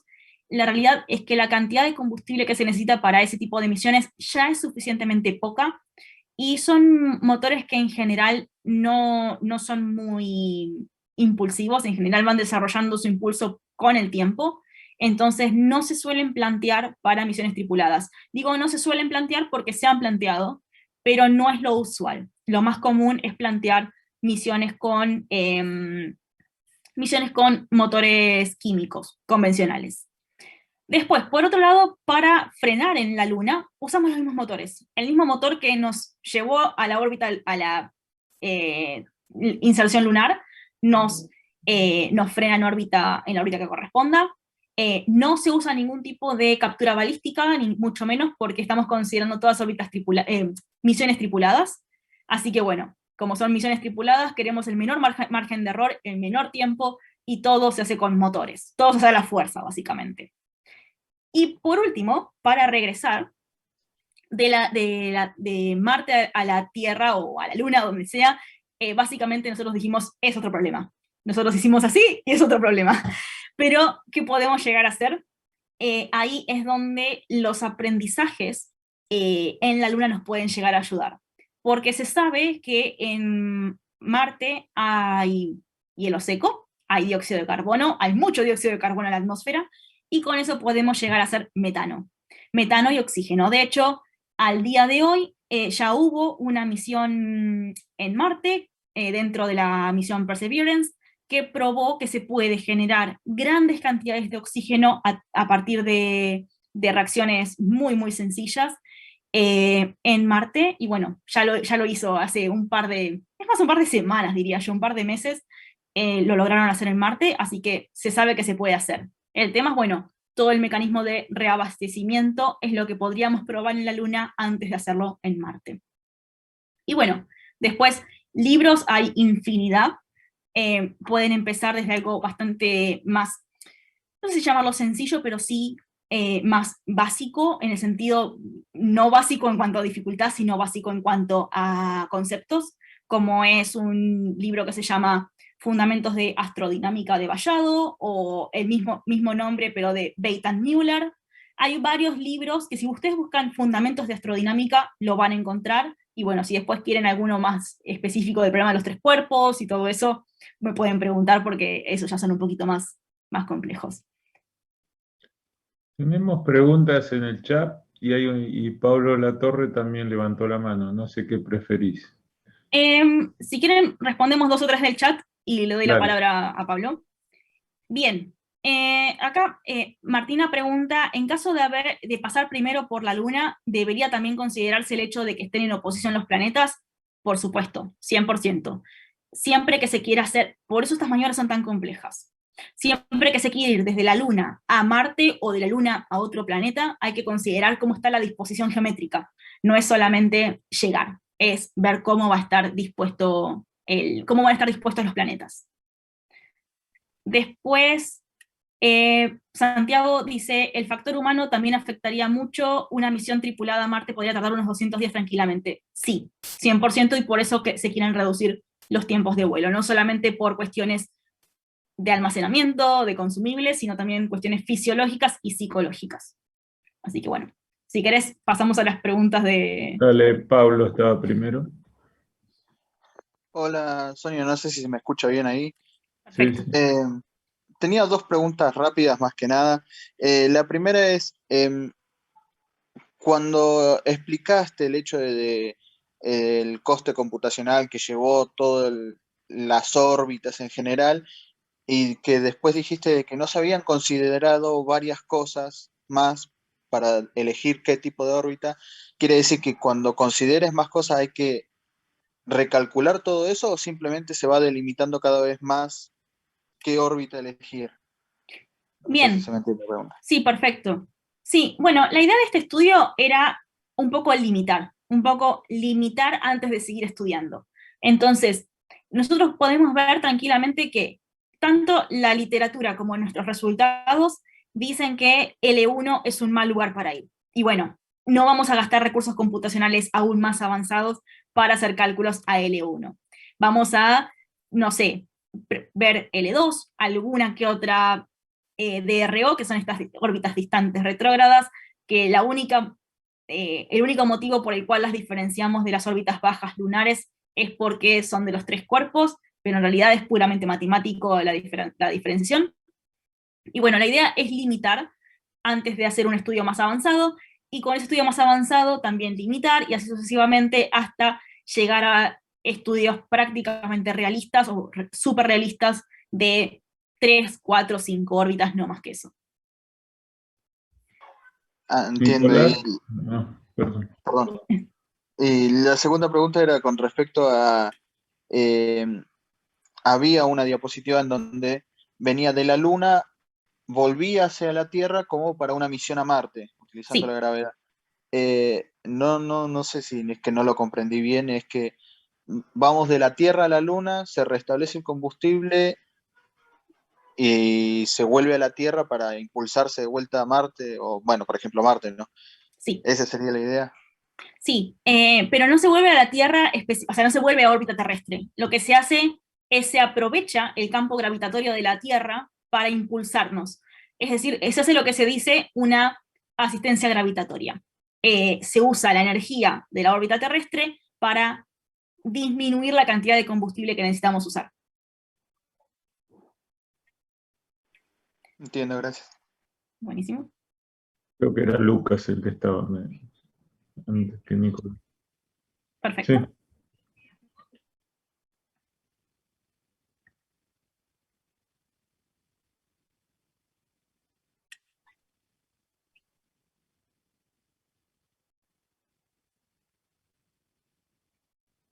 Ujú.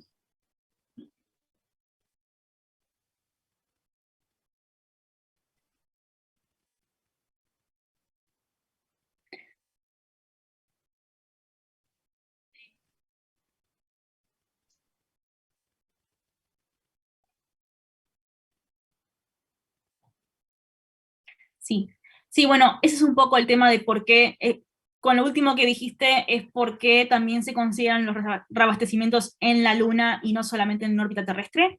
Es porque el hecho de ir hasta la Luna y después regresar nos puede llegar a reducir el tiempo de vuelo a Marte. ¿Qué pasa? Acá la pregunta del millón, y que todavía no tiene respuesta, no te puedo dar una respuesta porque no la tenemos, es si el tiempo que tardas en ir hasta la Luna, reabastecer y después dar toda la vuelta y volverte para ir a Marte, termina siendo mejor o peor que directamente reabastecer en la Tierra. Entonces, eso es algo que todavía está bajo estudio y va a depender un poco también de cuánto tiempo se logre, o sea, cuánto se logre disminuir el tiempo de reabastecimiento. No, por favor. Nicolás, o pues vemos las del chat después. Hola, buenas tardes. Hay mucho eco. Se acopló. A ver ahora, ahí se escucha. Sí, ahora sí.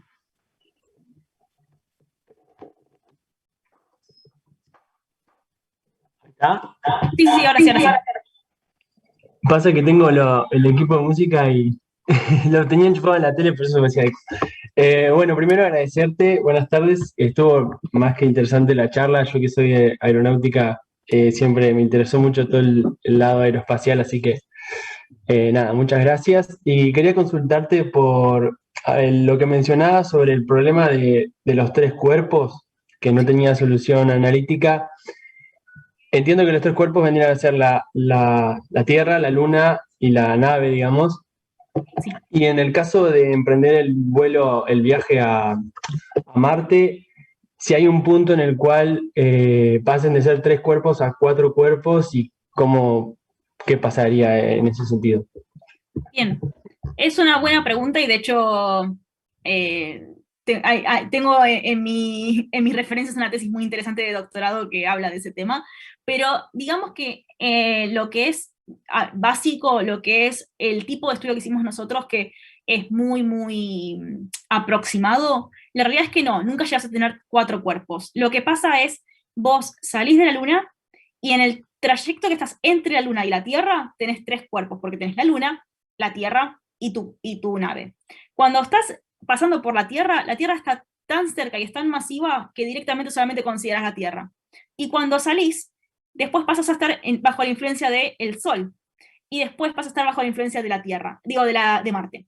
Entonces, podés hacer lo que se le llama patch conics, que básicamente es una aproximación de cónicas empalmadas, que se llama de esa manera porque lo que estás haciendo es empalmar distintas trayectorias con distintos cuerpos, como cuerpos gravitatorios. Entonces, no es que vos directamente después cuando llegas a Marte pasas a considerar la Luna, la Tierra, Marte, está todo tan lejos que podés obviar todo, y a lo sumo podrás llegar a ser un problema de los tres cuerpos entre Marte y el Sol, no Marte y la Tierra. Es un tema que requiere un poquito de tiempo para procesar. Sí, Imagino que muchas después gracias. aparece Júpiter, ¿no? Sí, totalmente. Júpiter es un tema, sí. Martín. Gracias. ¿Se escucha bien? Perfecto. Sí, Una consultita con los puntos de Lagrange, como para entender un poquito mejor. ¿Sí? Tengo entendido que son 5. ¿Se toman esos dos nomás por proximidad, digamos? Y la segunda es, ¿por qué no se podría poner el surtidor en esos puntos, digamos, estacionario? O sea, no me quedó bien en claro si se usan esos puntos o se usan órbitas cislunares directamente. Bien, es una buena pregunta. Hay estudios que consideran L4 y L5 como posibles puntos para poner un depósito de combustible. Nosotros no lo consideramos porque lo que queríamos estar cerca de la Luna. Más que nada para la parte donde vos vas con combustible desde la Luna a órbita. Si vos tenés combustible salís con combustible desde la Tierra, tranquilamente podrías ir a L4 o L5. No lo consideramos por una cuestión de alcances del trabajo, pero se podría hacer.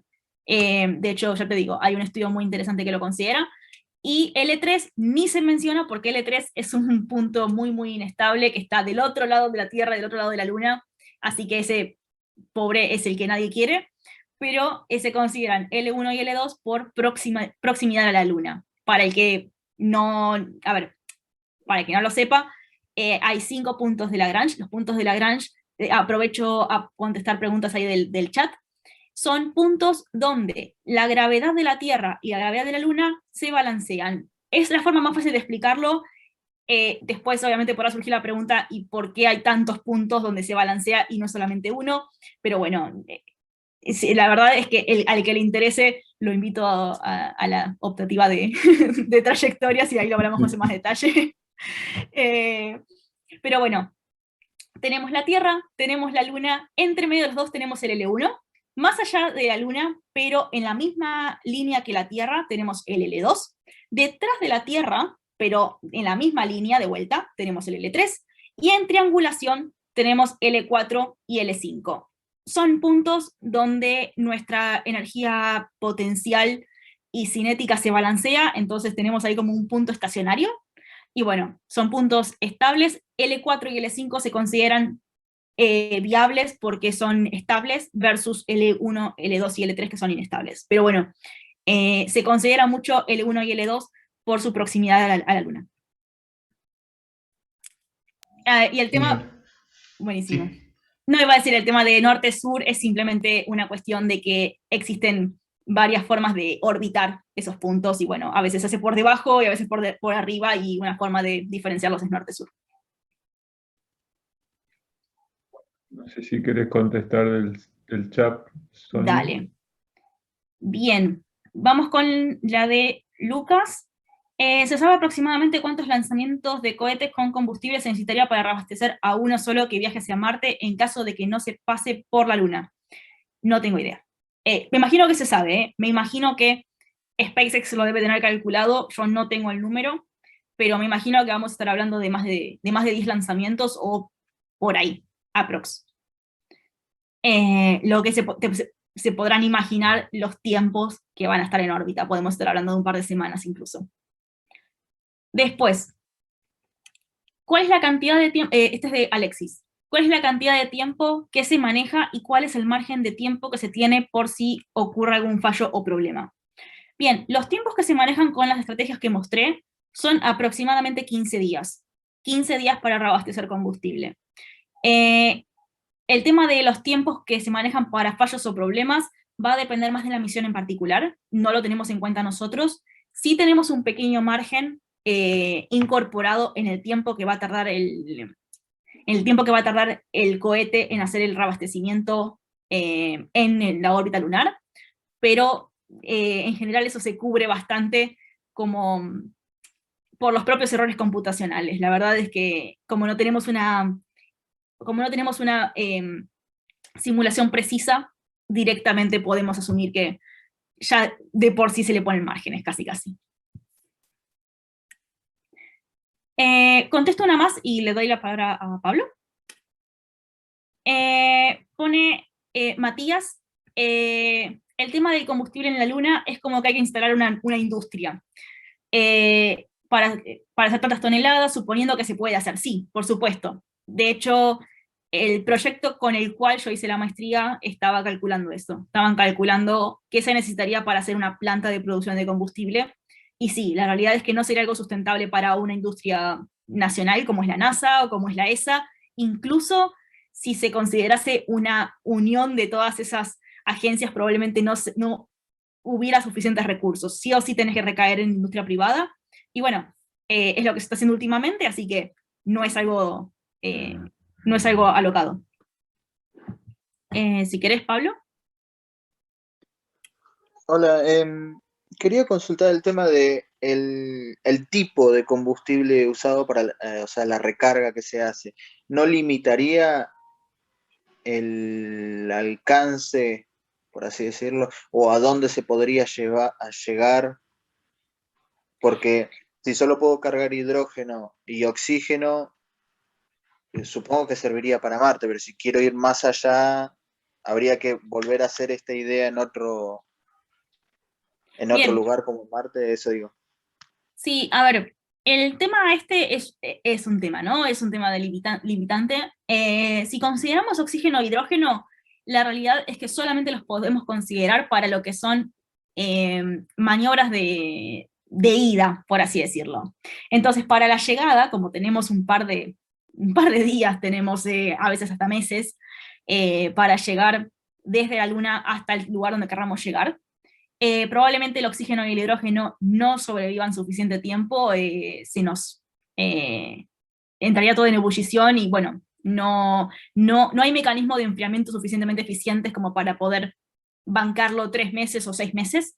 En general lo que se supone es que vos con ese combustible vas a llegar hasta allá y después para frenarte vas a usar otro tipo de motor. Si no, por supuesto, hay estudios hechos acerca de cuánto podemos llegar a estirar el almacenamiento del hidrógeno o el almacenamiento del oxígeno, pero bueno, son cuestiones que todavía están en estudio y probablemente sigan en estudio por muchos años. Sí. Entiendo, gracias. Los AIS, lo que se usa que tienen los satélites GEO, sobre todo, son los hiperbólicos, combustible hiperbólico, hidracina, metal, que son ácidos, ¿no? Que encienden solos y pueden estar años y años. Bueno, los satélites, de hecho, el geoestacionario, estos puntos que decía, como decía Sonia, los puntos no son estables, siempre hay movimiento y por eso los satélites tienen motores que los hacen permanecer en órbita. Sí, totalmente. Y de hecho, Apolo, por ejemplo, usó todo hipergólico, más que nada porque es súper seguro. Sabes que enciende y enciende. En cambio, por ahí uno de hidrógeno, de oxígeno o incluso uno eléctrico puede llegar a fallar antes de que falle uno hipergólico. Si bien son tóxicos, para este tipo de aplicaciones sirven de cabeza. Bueno, contesto esta de Andrea en el chat. Pone, en los viajes de prueba, ¿cuántas personas serían necesarias en la tripulación? A la vez que se hacen estos estudios de reabastecimiento de combustible, ¿se están considerando y o analizando otros métodos de propulsión espacial? Bien, sí. Primero contesto la segunda, que es más sencilla. Sí se están estudiando otros métodos. De hecho, algo que yo saqué de la presentación del planetario, que de vuelta si lo quieren ver está en YouTube, es que se está estudiando mucho lo que es propulsión termonuclear. En realidad la propulsión termonuclear se estudió en los 70, en los 60, y bueno, por cuestiones de imagen pública se terminaron cancelando porque la gente creía que eran inseguros por todo el tema que hubo con las bombas nucleares y todo eso. Pero bueno, ahora que la gente quizás está conoce un poquito más del tema, sabe que la energía nuclear no es mala usada de forma correcta, se están volviendo a analizar. Nos dan el mismo delta V, es decir, el mismo cambio de energía por la mitad de combustible, lo que haría que sea mucho, mucho, mucho más viable ir a Marte, por ejemplo, sin tener que recargar combustible. Así que bueno, sí se está estudiando. Y por otro lado, ¿cuántas personas serían necesarias? Probablemente ninguna. Lo que son vuelos de prueba, quizás ni siquiera haría falta llevar tripulación. Quizás con alguna inteligencia artificial o incluso fíjense que la cápsula Dragon, el astronauta que va arriba no toca nada, lo único que hace es monitorear que esté todo en orden, y listo. No se mete con la navegación, no se mete con el control de la nave, todo eso se hace de forma automática. Entonces, me imagino que algo por el estilo se podría llegar a hacer también en lo que son vuelos de prueba a la Luna para recarga de combustible. Así que, no sé si habrá alguna otra consulta. Tengo una, pero estoy dejando que pregunte. Esa es la de Sí. explosión. No, yo escribí, nosotros teníamos introducción a las ciencias espaciales cuando yo cursaba. Lamentablemente fue sacada en el 88. Y mi tesis de trabajo fue motores de propulsión no convencionales. Mira. Y con había uno que era con explosiones nucleares. Tardaba 8 años en llegarse a Alpha Centauri. Y, sí, después, bueno... El proyecto Orión se llama ese, ¿no, profesor? Sí. Y después, bueno, había otros de aceleramiento de las partículas de hidrógeno que hay en el propio espacio. Hoy mencionaron uno, había uno que era una gran pantalla que recogía átomos perdidos y los aceleraba, y claro, en el espacio pequeños impulsos generan grandes fuerzas. Hay hasta motores el motor antigravedad es algo parecido. Sí. Después estaban las velas solares, y después había uno muy loco que era poner un láser en órbita en el Sol que le pegara a la nave y le impulsara con un láser desde la órbita del Sol por todo el sistema solar. Claro, para volver no sé cómo iba a ser, pero para impulsarlo era así. Así que hay muchos estudios. Y hasta había un gancho que levantaba satélites que estaba de otro más, una tipo estación espacial. Supónganse que la estación espacial manda un cable y agarra un satélite y lo levanta para arriba. Sí, ese último, el famoso elevador espacial, el ascensor espacial, que uno por ahí se imagina que es una estructura de hierro que sube y que baja, pero no, es un gancho. Yo tengo una pregunta, Sonia, una duda. Vos mencionaste los vuelos directos desde tierra, pensando que si hay una fábrica de combustible, hidrógeno y oxígeno en la Luna, ¿por qué no salir directamente desde la Luna? Me imagino que tiene que ver con la atracción de los planetas, pero no... Sí, bueno, es porque tiene que ver con el tema de cuán viable sería preparar toda una misión desde la Luna. Entonces, vos necesitas todos los consumibles, necesitas todo el alimento, todo, ya te digo de vuelta, medicamentos, herramientas y todo eso, que salen desde la Tierra. Entonces, está claro. Tendrías que llevarlo hasta la Luna también y volver a salir. Entonces, bueno, en vez de aterrizar, lo mandas a órbita. Acá preguntan en el chat el tema de si la utilización y explotación de estos recursos en el espacio, como el hielo de agua, tiene un límite de extracción o protección. Por ahora no. Por ahora no. Lo único que sí tiene protección es que nadie puede proclamar una parte de la Luna como propia. Por ejemplo, no podría ir a Estados Unidos y decir esto es mío, o ir a China y decir esto es mío. Pero más allá de eso, no hay mucha protección, se está impulsando, por eso es tan interesante el tema legal, la parte de las leyes espaciales, pero bueno, es algo que está muy, muy verde todavía y se está recién arrancando. Y acá ponen en el chat que hay un hombre que se apropió de una parcela lunar, pero bueno, en los papeles todavía no creo que haya ido y plantado banderita y se haya hecho su casa, así que bueno, hay que ver cuánta validez tiene eso. No sé si, Aldana, ¿quieres preguntar? Sí, yo tengo una consulta también medio como referido a eso de la protección, porque me imagino como grandes conquistadores también somos grandes destructores, ¿no? Entonces, en ese sentido, ¿cómo nos afectaría empezar a la excavación masiva o exploración masiva en la Luna? ¿Cómo nos podría llegar a afectar en la Tierra? Bien, No sé si eso se está estudiando sí. o cómo se podría llegar a estudiar también, como un punto para ver qué se puede hacer. Bien, el tema de cómo nos va a afectar a nosotros, nada. La realidad es que lo que podemos llegar a excavar o llegar a sacar es ínfimo. Pero sí, por supuesto, está el tema de, bueno, un poco la sustentabilidad, ¿no? Lo que decía antes de que esto no sea 100% destructivo, sino que haya un nivel de sustentabilidad.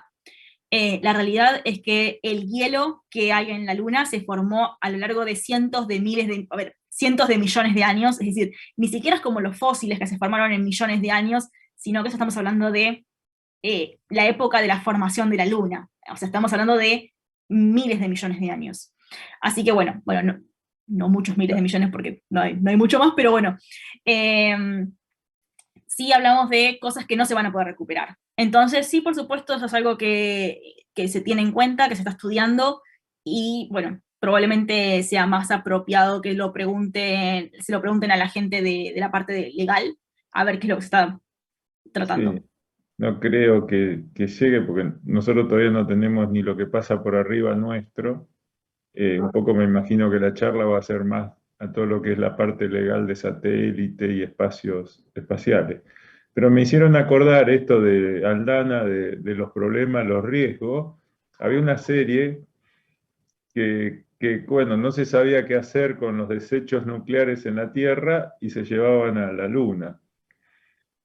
Y eso generó, la Luna tiene una órbita atrapada, ¿no? Siempre tiene la misma cara y ponían, bueno, los desechos los ponían en la Luna. Eso explotó y sacó de órbita la serie, creo que era Cosmos 1999, era una base en la Luna, y explotó y sacaba de órbita la Luna y la Luna empezaba a vagar por el espacio. Sí. O sea, Así que, suena cómico y probablemente sea imposible, pero siempre, por supuesto, despiertan inquietudes, ¿no? Ese tipo de cosas y decís, bueno, a ver, ¿cuán loco sería que pase algo así o hasta dónde podría llegar? Claro, yo también me imaginaba como que en algún punto de exageración, ¿no? Que podría llegar a afectar a la órbita de la Luna y eso a nosotros nos afecta en las mareas, ¿no? totalmente. Principalmente, entonces ahí ver hasta qué límite se puede llegar a. Tampoco es que vamos a destruir la Luna o dejarla como un quesito de agujeros, pero Sí, la realidad es que la cantidad de material que hay que sacar para que se vea un efecto es impresionante. Pero bueno, por supuesto, como vos decís, no está mal que se estudie, o seguramente se esté estudiando y haya alguien que haya planteado algunos resultados, pero bueno, sí son temas que a medida que se va volviendo cada vez más y más real, hay que tenerlos en cuenta.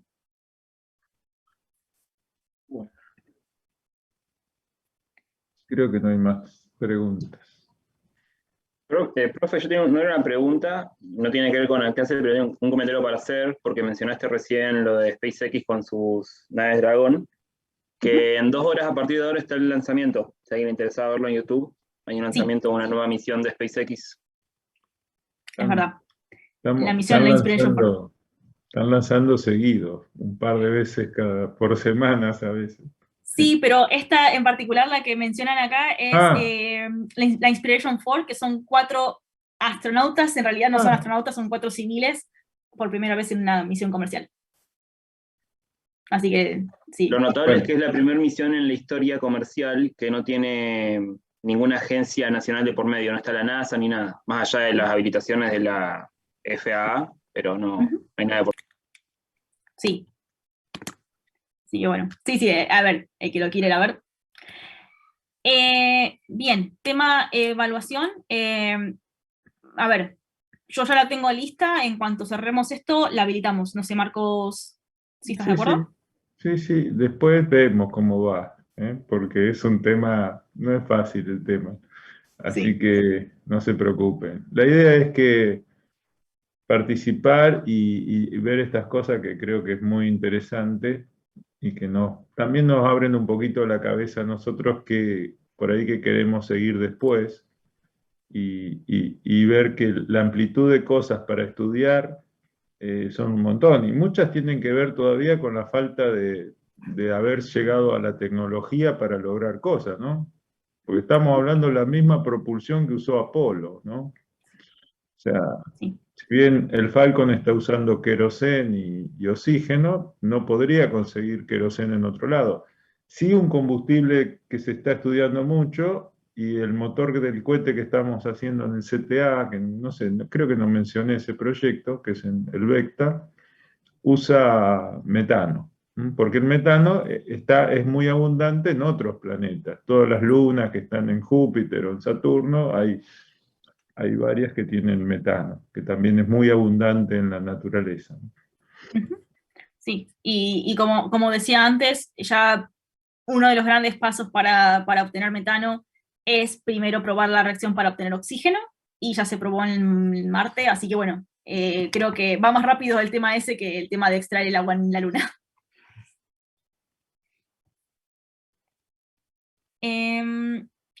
Bueno, tema de tiempos para realizarla, yo la tendría para habilitar en cuanto esté. ¿Y qué tenemos, Marcos? ¿Media hora?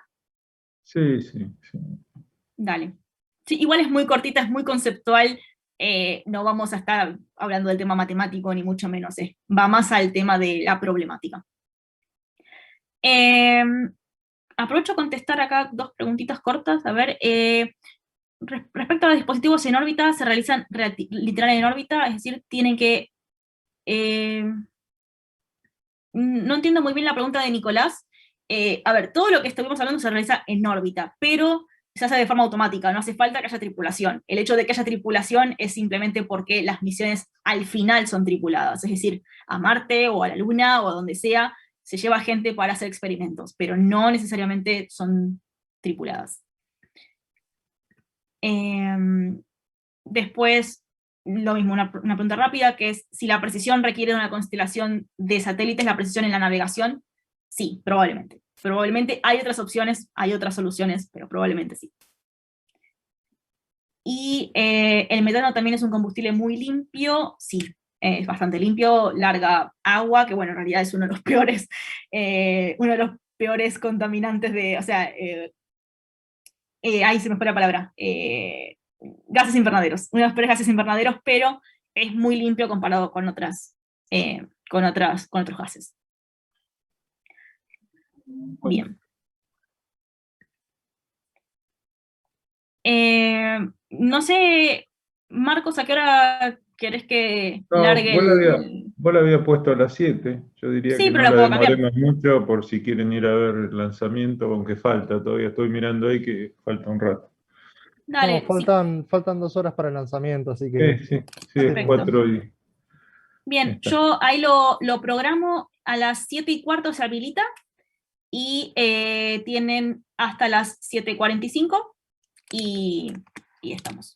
Así que esto, por supuesto, se accede a través de Claro. Classroom, así que van a Classroom, van a tareas, y ahí está, les va a aparecer la evaluación. Van y tienen el link, tienen el Forms, y bueno, cualquier problema, estamos ahí en el Classroom. Bueno, Sonia, gracias, como siempre, Por favor. muy bueno, espectacular. Gracias por estar acá. Así que, Por favor, un gusto, y agradecido. cualquier cosa, les había dejado mi mail en la presentación, eso lo pueden volver a ver, pero si no, sonia.bota@injuenlp.edu.ar, como siempre, todo el choclo del mail, y me pueden preguntar lo que quieran. Bueno, terminamos, dejamos acá, así que...